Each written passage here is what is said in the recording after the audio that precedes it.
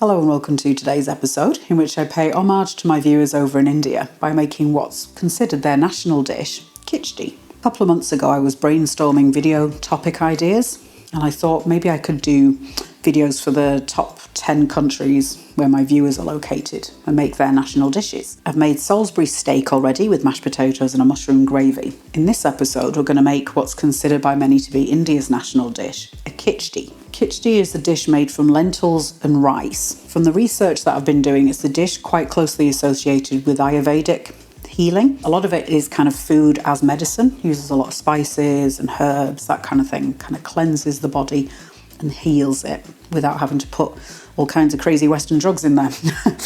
Apparently the dish is also known as khichdi. Now I remember when I was making the vegan kedgeree, when I was researching the roots of that, apparently the origin of a kedgeree is a khichdi. Kedgeree is, I think it was developed in Scotland initially, and it's a dish of smoked haddock with onions and rice. Very lovely dish, very simple. I've had a look online and found a recipe from sinfullyspicy.com. I'll link to that one in the description for you.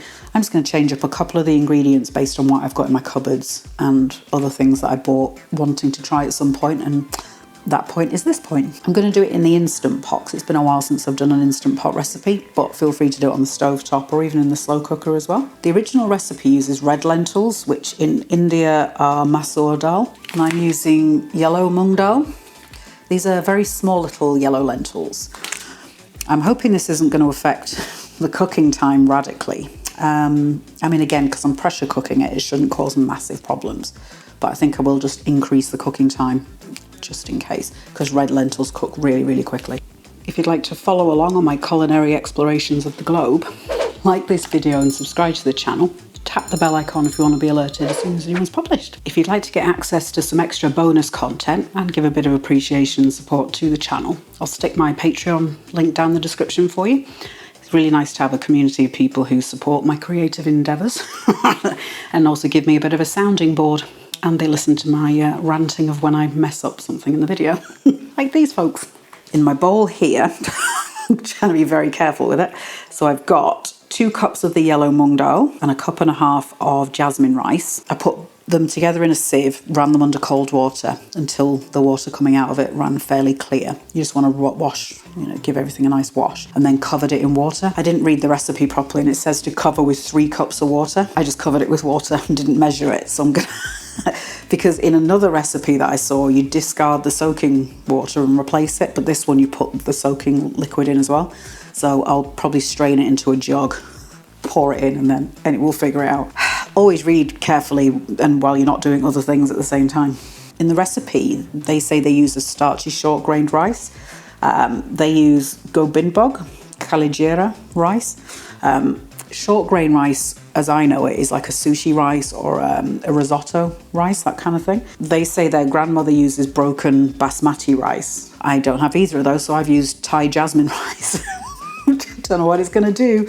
Effectively, the consistency of it is going to be a little bit porridgey, so I don't know if it matters radically. It just specifies don't use a wild rice because it's got the husk on it, so that's going to stop you getting a creamy texture on it. You need to soak your rice and lentils for at least 30 minutes.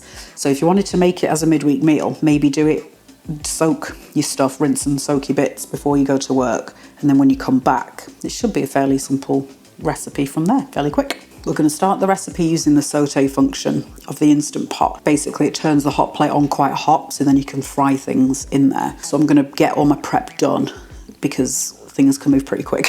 So I'm just going to chop up an onion. Ideally keep this end attached because it makes things a bit easier to hold. So I'm going to take off this end, which is the end that the plant kind of sprouts out of. So take that off, split that in half, and then peel your skin back. And I'm going to do just a very simple dice on these. And then spin it around. We're going to be using fresh ginger in here. A little tip is to peel it using the edge of a spoon. So you just scrape it across the surface and it takes off the very outer layer of peel. I'll just use a knife to trim that end bit off or it's a bit dry. The recipe uses ghee as the cooking fat. Ghee is the clarified butter, obviously not vegan. It says to make it plant-based, use oil. I think I'm going to use some vegan margarine. If you're in the UK, I use Vitalite. This might backfire stupendously, but this is how we find out. I think adding a buttery flavoured thing is going to really help the dish because it's fairly simple ingredients. So, you know, let's maximise the flavour where we can. So we need 4 tablespoons of this. So on mine, this is an Instant Pot Duo Plus. The saute button is down there. So I'm going to do this on normal, I think, because high is insanely hot. I'm going to scrape out 4 tablespoons of the marge. So that's probably 2. You could use vegan butter or just go ahead and use oil. That's absolutely fine. I've gone for a double quantity. Thought it'd be nice to have some leftovers for the week ahead at work. I'm going to turn this onto less, just so it heats not quite so intense. I'm going to add 4 cardamom pods. Cardamom is a nice aromatic spice. Good grind of black pepper. Maybe 1/4 teaspoon, 1/2 teaspoon, something like that. I'm going to use the coarse microplane to do the ginger. I'm looking for around 2 teaspoons or so. I'm going to use this asafoetida. It's known as hing in Indian cooking. I'll do a 1/2 teaspoon of that. Give that a good stir and let it cook out for a minute or so. I mean, the smells already. And we're going to add in the onions. Give that a good stir to coat it in everything. And we're going to fry that off until the onion goes translucent. I'm going to leave it on the lower setting just while I deal with the lentils and rice, and then I'll turn it back up. The recipe just uses water as the liquid. I've got this ramen stock that really needs to be used, so I'm going to put this in. This has got things like soy sauce in it, Miriam rice wine. Using something like this is going to make it more flavourful than just using water. But as I say, it needs using, so it's going to go in. This is the water from the rice and lentils, and then there's the lentils out of the soaking liquid. The onions are getting really nice and soft now. I'm just paying a bit of attention to the bottom of the pan. Now I'm going to add in the lentil and rice mixture.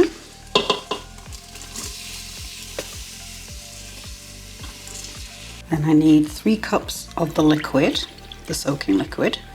I don't know if there is enough. Oh my God, look at that.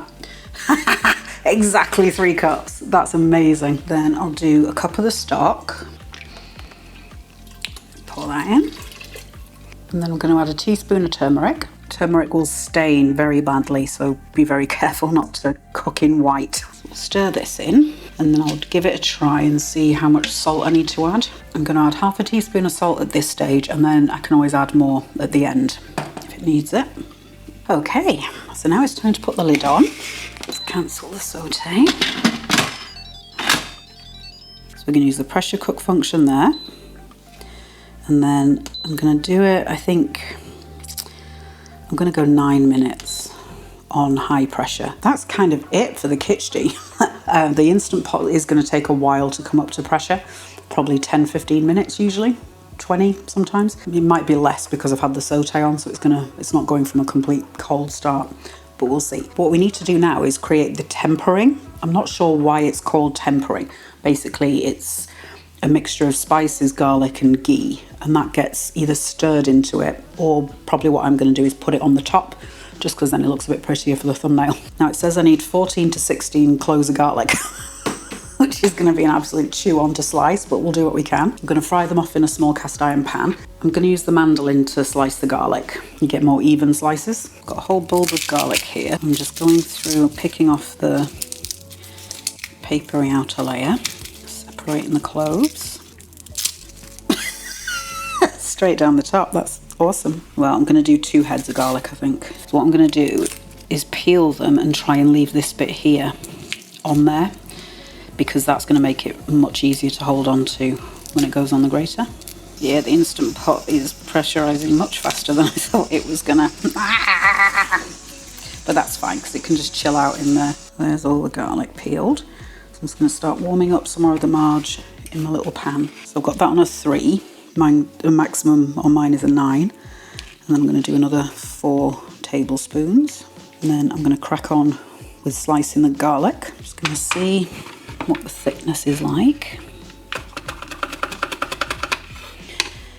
Yeah, I think that'll do. And it's helpful if you've got nails to do this, because you can kind of jab your nail in and use that to drive it over the blade.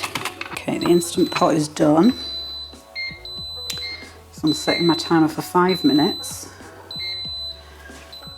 I'm just going to let it natural vent for 5 minutes and then we'll vent the rest of the pressure. So that is the garlic done. That's possibly the most boring thing I've ever done in my life. Yeah, I think I might pour some of that out, you know, because that's a lot of butter. It's not brilliant to do this, but I'm just going to pour it back into the tub. Pop the garlic in. And then we're going to let this fry off until golden. The Instant Pot's had its 5 minutes natural release and I'm just going to quick vent the rest of it. So I'm just going to put the extractor on.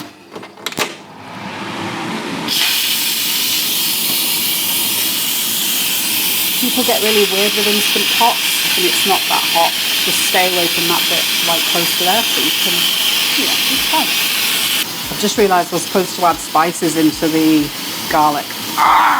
That's vented, so I'm just going to leave this for a couple minutes. Just while I address the missing spice problem. It would have been better to toast the spices for a minute, then put the garlic in, just to develop the flavour of the spices, but such is life. Alright, so I'm doing half a teaspoon of cumin, half a teaspoon of coriander, and half a teaspoon of caraway. Try and toast those in the middle of the pan a little bit. Once everything's finished frying, then we're going to add in some chilli powder.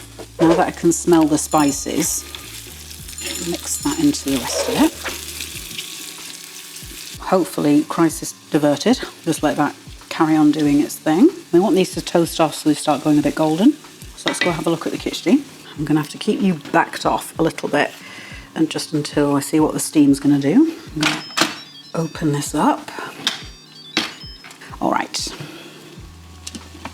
So the consistency is quite dry. What I'm going to do is pour in the rest of that stock. It could be that the yellow lentils absorb more water than the red lentils would have. And I'm going to put it on the low setting of the saute. Go through and break this down a touch. Hello, it's me in the future. Just as I was dropping off to sleep about 3 o'clock this morning, my eyes popped open. I was like, oh, you doubled the recipe. So in the recipe, you can double or triple the quantities, but it doesn't change the amount in the method itself. It says 3 cups of the soaking liquid plus 1 cup of water or stock. I should have doubled that. So it needed 8 cups instead of the 4 that I did. Not the biggest problem in the world. At least it didn't burn and just set completely firm. It would accept more liquid into it. And a good thing about doing it that way is it takes up less space in the fridge. So if you're cooking this as like a batch cook thing, it's going to take up much, much less space in your fridge. Because all I'll do is take a portion of it and then add a cup of water into it to reheat it. So that will thin it out really nicely. All right, I thought I'd do a little insert rather than doing a voiceover, because then you can see the control room, the chaotic headquarters. If you've watched the risotto video that I did a little while ago, I'll link to it in the description. I talked about why it's important to stir a risotto. What happens is it's the friction of stirring that breaks down the starches of the rice. And that's how you end up getting that really creamy consistency. Obviously, because this hasn't been stirred, it's not quite as creamy as the picture in the recipe. Ultimately, it's not going to affect the flavour. So I'm just going to check the flavour. I'm boiling the kettle just for a bit more water. I'm just going to pour some water in. Might cancel that into the residual heat. Oh, it's a good arm workout, I'll give it that. Okay, just debating whether I want to add more salt and does it want to be thinner. But I think that I actually quite like it, you know, a little bit stodgy, porridgey. Yeah, I'm going to add a touch more salt. I'm going to do another ½ teaspoon. And I'll also add a splash of water, just to help me mix that salt in.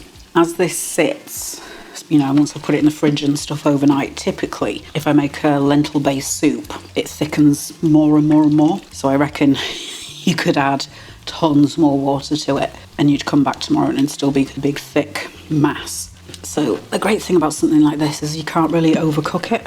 Let's head back to the garlic. You can see it's getting nice and golden. I am very glad I threw out some of that butter because it would have just been way too much. Give it another couple minutes or so, and then we're going to add some chili powder. Now I'm going to add about ½ teaspoon of chili powder. Turn the heat off and just let that mingle. I'm going to get myself a little portion and we'll do some eating. There is a rather delicious looking bowl of food. Looks very inviting, comforting, nourishing. To top it, I sprinkled on a little bit of this Maggi liquid seasoning. It's quite a kind of umami flavour that's very pleasant. It's got some chilli in it. Sprinkled on a bit of plain vegan yogurt, some coriander, and then the garlic and chilli seasoning. It smells very comforting. It smells basic, but I mean that in a really good way. Like, it's just very simple ingredients cooked really well.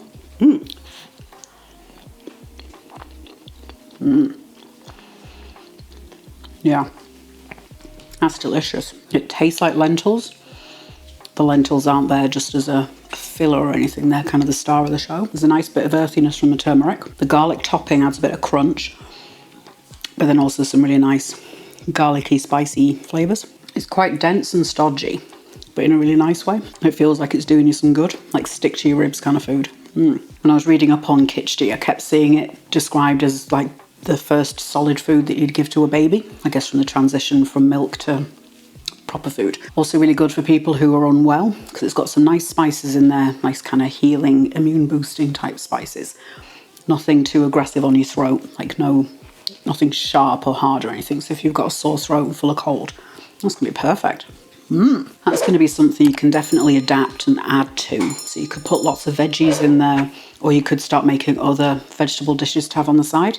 I did think about making a salad or something, but just didn't in the end. Although it's very tasty, it's somewhat neutral in flavour. It's not too powerful.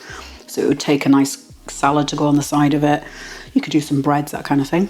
But also a thing like sagaloo, potato, like a potato curry type thing, would go really nicely with that. As I mentioned earlier, you can do it with red lentils, the yellow lentils, any kind of small ones, perhaps green split lentils, that kind of thing. Doing it in the Instant Pot, I'm not 100% sure you need to soak them. That's part of the perks of a pressure cooker, is you don't need to soak things first. The only thing I'm wondering, is it to help the starches leach out of the rice? Is that why you do it? I don't know. I'm definitely going to make it again because it's a very tasty thing.